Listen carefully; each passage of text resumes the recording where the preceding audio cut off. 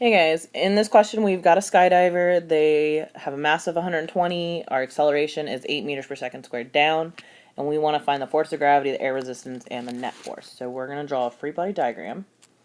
The first thing we're going to want to find is our force of gravity. That's generally always a good spot to start if you don't have it. So in order to do that, force of gravity, you're always going to use F equals ma, in this case force of gravity times your mass, times your acceleration due to gravity, which is 9.8 on Earth. So 120 times 9.8 is going to equal to 1,176 newtons.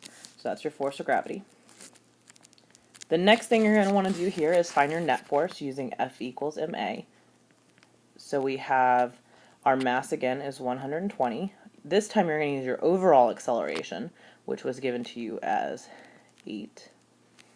And then you multiply those two together and you're going to get a net force of 960 newtons. So that's your net force.